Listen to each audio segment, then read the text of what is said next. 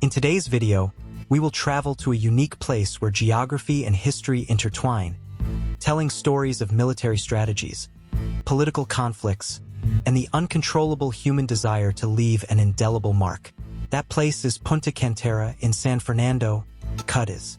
Here, we will reveal an enigma that, despite oblivion and neglect, struggles to maintain its relevance in a rapidly advancing world.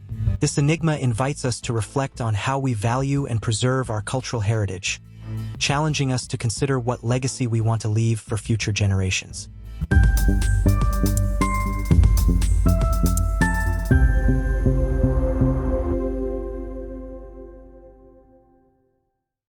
At the beginning of the 19th century, Europe was immersed in a whirlwind of political and social changes. The Iberian Peninsula, no stranger to these tumults, was especially affected by the Napoleonic Wars and the subsequent restoration of the absolute monarchy. In this theater of imperial ambitions and internal strife, the 100,000 Sons of St. Louis, a French army sent by Louis XVIII, crossed the Pyrenees in 1823 with the aim of reinstating Ferdinand VII on the throne of Spain and crushing the liberal constitutionalist movement. It was in this crucible of conflicts that Monsieur Debreuille, a French soldier perhaps without knowing it or intending to, arrived at the Punta Cantera breakwater. His presence in San Fernando was not just that of a simple soldier carrying out orders. He was a man at the crossroads of history, a witness and participant in the fight for the future of Spain.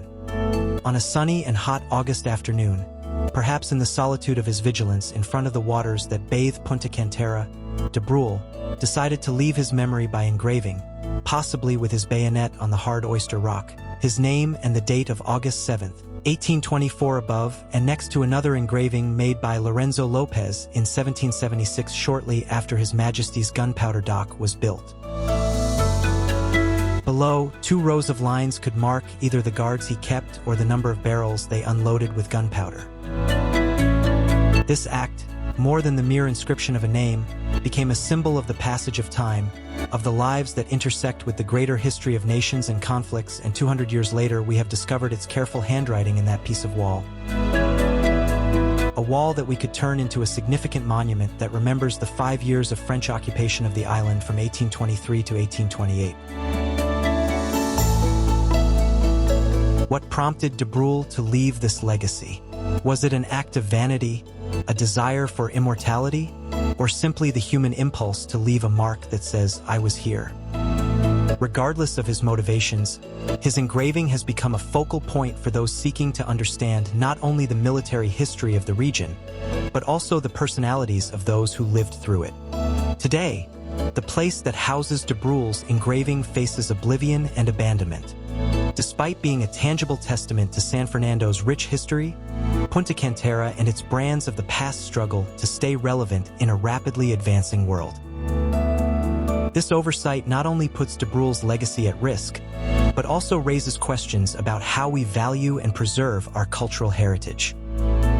The story of Monsieur Debreuille and the engraving of him at Punta Cantera is a reminder of the complexity of history, where individual acts are intertwined with great events. It forces us to reflect on what we choose to remember and what we choose to forget. In a time of rapid change, the need to preserve these witnesses to our past has never been more critical.